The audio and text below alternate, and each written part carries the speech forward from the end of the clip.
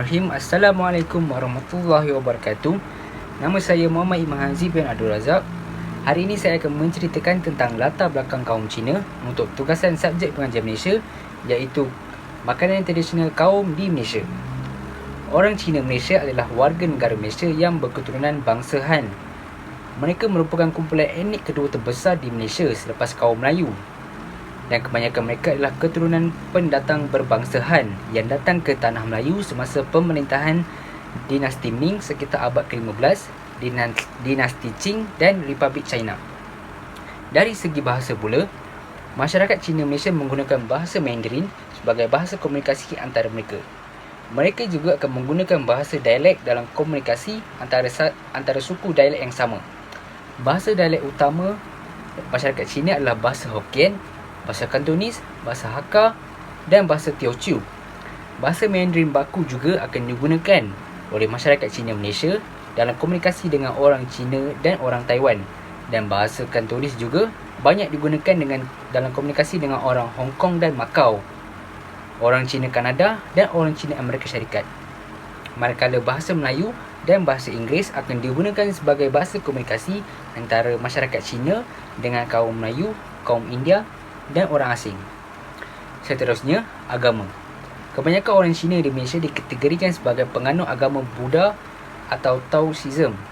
Secara tipikalnya, orang Cina mengamalkan sejenis agama integrasi nilai-nilai agama rakyat Cina, Buddha, Taoism, Konfusianisme dan penyembahan nenek moyang. Walau bagaimanapun, terdapat minoriti masyarakat Cina menganuti agama Kristian, Hindu, Islam dan sebagainya. Akhir sekali, dari sudut makanan, orang Cina Malaysia makan semua jenis makanan termasuk makanan Cina, Melayu, Barat dan India. Tidak ramai Cina Malaysia adalah vegetarian dan kebiasaannya penganut Buddha yang taat. Makanan Cina Malaysia mengandungi persamaan dan perbezaan dengan makanan Cina di China. Antara makanan tradisional orang Cina ialah kuih bulan dan kuih bakul. Sekian, itu saja daripada saya. Terima kasih.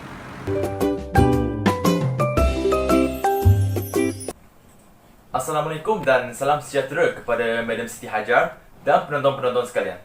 Nama saya Henry Sufilim.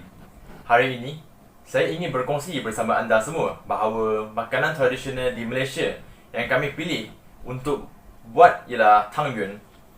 Tang Yuan ialah makanan tradisi masyarakat Cina yang berasaskan tepung beras pulut dan dimakan bersama kuah. Ada pelbagai resepi Tang Yuan, sama ada yang manis, masin, ada inti atau tanpa inti. Tang Yuan biasanya dimakan ketika musim perayaan kaum Cina seperti perayaan Tongzhi, iaitu pada hujung tahun 21 hingga 23 Disember setiap tahun. Makanan ini ada kaitan dengan kepercayaan Yin, iaitu gelap, dan Yang, iaitu terang, bagi mengawal nasib buruk daripada menimpa seseorang dan menjemput nasib yang baik dalam kehidupan. Kerana jangka waktu malam akan lebih panjang pada musim tersebut. Tang Yuan dalam bahasa Cina, Tang bermaksud sup dan Yuan bermaksud bulat. Pada zaman dahulu, Tang Yuan dihidangkan pada majlis atau kerajaan yang mengumpulkan ahli keluarga kerana konsep memakan Tang Yuan adalah bersama keluarga. Bentuknya bulat dan disajikan dalam mangkuk, yang mana merupakan simbol untuk melambangkan kebersamaan dan persatuan keluarga. Tang Yuan pada zaman dahulu, jika keluarga yang miskin, maka Tang Yuan yang mereka makan adalah lebih kecil dan tanpa inti di dalamnya. Jika keluarga yang kaya, bentuk Tang Yuan yang mereka makan adalah lebih besar dan berinti. Bagi kepercayaan orang Cina juga, sekiranya kami makan sebiji Tang Yuan, ia melambangkan kami sudah bertambah usia 1 tahun. Akhir sekali, Tang Yuan yang kami akan buat adalah Tang Yuan yang berinti kacang merah. Itu sahaja daripada saya. Terima kasih. Hai, Assalamualaikum warahmatullahi wabarakatuh. Nama saya Ahmad Nur Qadri bin Syarul Malik. Baiklah, seperti yang disedia maklum, kumpulan kami telah diberi assignment untuk mencari salah satu makanan tradisi di Malaysia. Jadi, kumpulan kami telah memilih makanan tradisi Chinese yang diberi nama Tang Yuan. Baiklah, Tang Yuan ni adalah salah satu makanan yang dibawa turun-temurun sehinggalah sekarang. Pelbagai rasa, pelbagai bentuk dan pelbagai cara pembuatan yang direka sehinggalah ke hari ini. Sebab apa memilih makanan ni? Kenapa kita nak pilih makanan biasa ni? Baiklah, untuk menjawab soalan ini, kami memilih untuk mengkaji sedikit tentang Tang Yuan adalah kerana Tang Yuan ini adalah salah satu makanan yang bersejarah. Sejarah dia sangat menarik kalau kita kaji daripada awal. Dan cara pembuatan dia juga senang. Hanya perlu merebus dan memasak sedikit. Kat situ dah menunjukkan telah menjimatkan masa kita.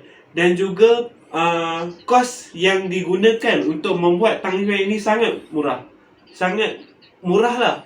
Hanya perlu membeli tepung, gula merah, halia dan sebagainya. Tapi yang paling bagusnya tentang Tang Yuan ini, dia adalah salah satu makanan yang herbal yang memberi banyak kesihatan kepada kita. Sebab itulah orang Chinese sihat-sihat. Mereka makan Tang Yuan ini sebagai pembuka selera mereka. Di situ membuktikan keunikan Tang Yuan itu sendiri. Jadi kami tanpa melengahkan masa, tanpa mempedulikan apa orang kata, kami terus mengkaji Tang Yuan itu. Dan lihatlah video kami tentang Tang Yuan dan cara pembuatan di situ. Baiklah, itu saja daripada saya. Terima kasih. Assalamualaikum warahmatullahi wabarakatuh. Nama saya Ahmad Nur Sambil bin Syarul Malik. Baik, seperti yang anda tahu, kami telah mendapat kerja assignment yang telah diberikan oleh medan kami, iaitu medan Siti Hajar, yang perlu mencari makanan tradisional yang terdapat di Malaysia. Antara makanan tradisional yang kami pilih adalah Tang Yuan, iaitu makanan tradisional China. Baik, hari ini saya ingin menerangkan kebaikan-kebaikan yang terdapat dalam masakan Tang Yuan ini. Antara kebaikan makanan ini adalah dapat menghilangkan insomnia. Ada beberapa orang yang memakan Tang Yuan ini dan dapat tidur dengan lena. Jadi Tang Yuan ini dapat menghilangkan insomnia. Selain itu, dia dapat menghangatkan badan dan juga menguruskan badan. Tang Yuan ini sesuai dimakan apabila cuaca sejuk kerana ia dapat menghangatkan badan dan juga dapat menguruskan seseorang. Kerana dalam bahan-bahan membuat Tang Yuan ini terdapat halia. Halia ini dapat memanaskan badan dan juga menguruskan badan. Baik, akhir sekali ia dapat melegakan kesakitan. Tang Yuan ini mempunyai sifat meningkatkan pemulihan badan. Jadi dia sangat sesuai dimakan oleh orang-orang yang sakit. Fungsinya sama seperti sup mi hodotang yang dapat menghilangkan kesakitan badan. Okey, itu sahaja dari saya. Terima kasih. Assalamualaikum, nama saya Muhammad Mahazib dari kelas yang 5B. Ini saya akan beri bahan untuk buat Tang Yuan untuk projek dokumentari pengajian Malaysia. Jadi ini adalah tepung pulut. Tepung ini akan kami gunakan untuk buat Tang Yuan. Assalamualaikum, nama saya Ahmad Nur Qadri. Hari ini kita nak buat salah satu makanan tradisi Chinese, iaitu Tang Yuan. Okey, antara bahan yang kita nak beli hari ini ialah gula merah. Ada satu je. Ia adalah gula merah. Jom kita sama beli benda lain. Jom. Hai, Assalamualaikum warahmatullahi wabarakatuh. Nama saya Ahmad Nur Sambil bin Syarul Malik. Okey, hari ini saya ingin membeli bahan masakan untuk membuat Tang Yuan. Antara bahannya adalah halia. Okey, jadi jom kita bersama beli barang ini. Nama saya Henry Sufilim. Hari ini saya akan membeli inti patin kacang merah untuk membuat Tang Yuan. Jom.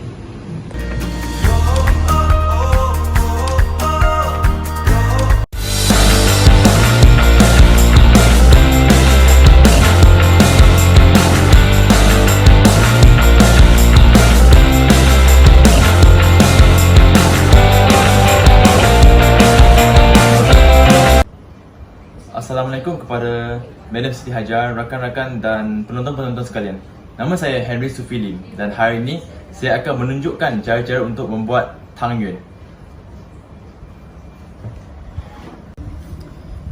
Okey, ini adalah bahan-bahan yang akan digunakan untuk membuat tang yuan.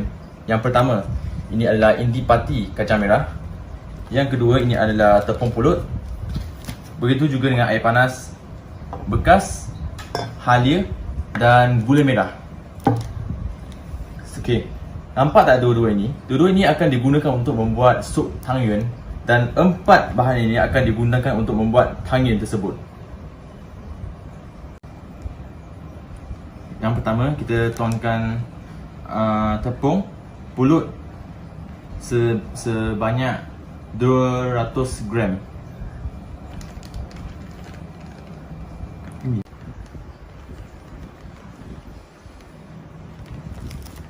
Ya, begitu banyak. Baiklah. Lepas tu kami akan campurkan air panas. Tidak begitu banyak. Kami campur sedikit-sedikit. Lepas tu kacau.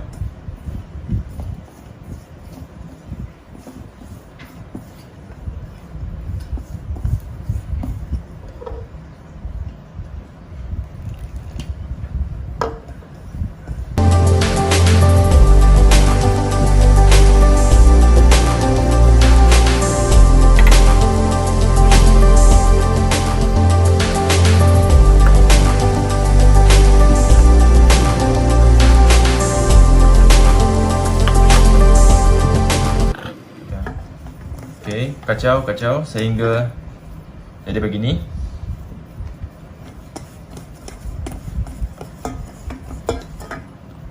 Baiklah.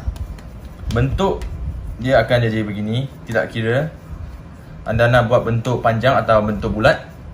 Lepas tu kami akan bahagikan jadi sebiji. Selepas itu kami akan buat inti kacang merah ini menjadi bulat-bulat. Tapi sebelum itu saya akan tuangkan seberapa banyak, dan sekiranya tidak cukup kami akan tambah lagi. Kami anggarkanlah begitu banyak yang kita akan gunakan untuk membuat tang yuan ini.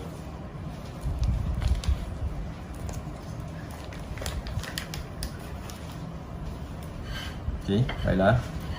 Ini adalah inti kacang merah.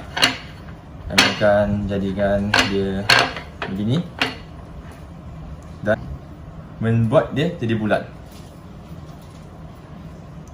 Tidak perlu begitu besar, sederhana atau kecil saja, kerana ini akan diletakkan di dalam tang yuan tersebut.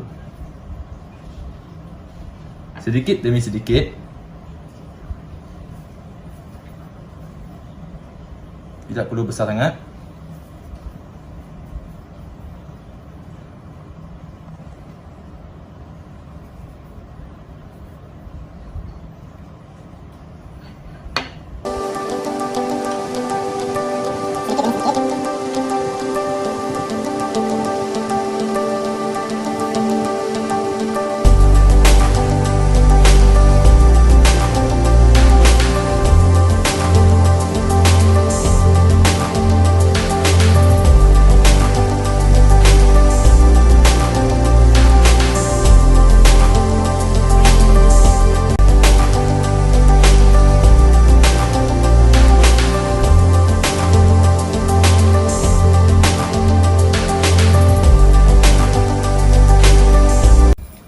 Baiklah, ini adalah intipati kacang merah sebahagian tadi. Hari ini saya akan menunjukkan bagaimana saya meletakkan intipati ini ke dalam tepung tadi yang tadi kita buat. Baiklah, saya akan menunjukkan cara-caranya. Ambil sedikit, tidak perlu banyak. Gulingkan dia. Jadikan dia besar sangat. Kecilkan.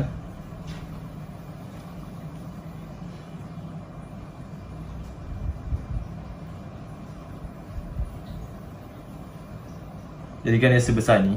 Ini adalah rupa tang yuan yang sebelum diletak di dalam air. Baiklah. First, yang pertama kita akan tekan guna jari, ibu jari. Tekan. Nampak tak tempat ni? Tempat ini atau ruang ini adalah tempat untuk kita letakkan intipati kacang merah tadi. Tutupkan dia.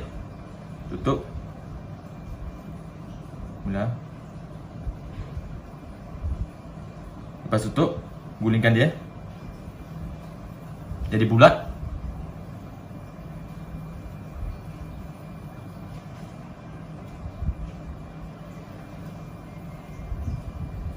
Selepas menjadikan dia bulat, rupanya ada macam ni. Tidak begitu bulat tetapi boleh diterima. Yang pertama. Dan kita akan sambung membuat sampai habis. Kita guna habis tepung ini.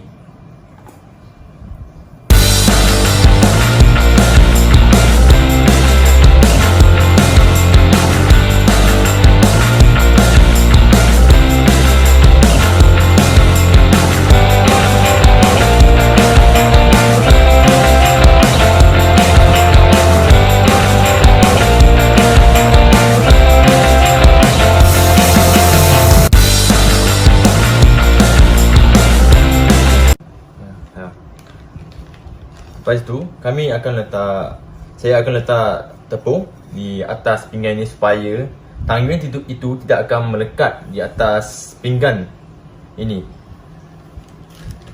Lepas tu boleh sambung. Tidak begitu besar, tidak begitu kecil, sederhana. Supaya tidak akan tercekik. Ini amat penting untuk keselamatan anda.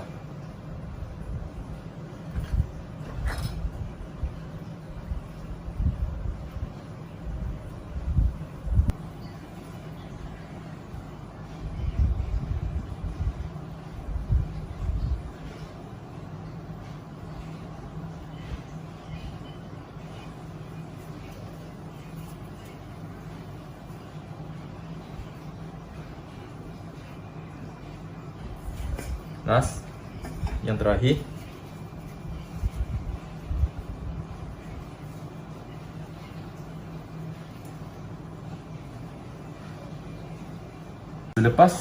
selepas siap, sekarang saya akan memotong halif.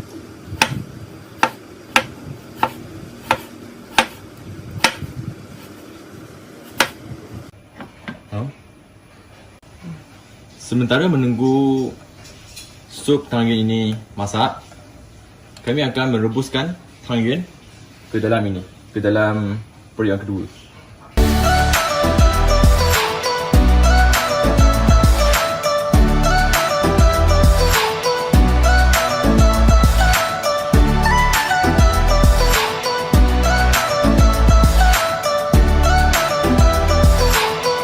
Kita perlu selalu tengok supaya dia tidak akan melekat.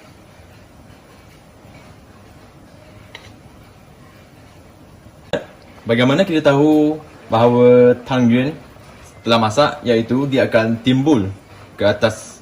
Dia akan timbul. Lepas tu kami boleh ambil tanggen tu dan letak di sini.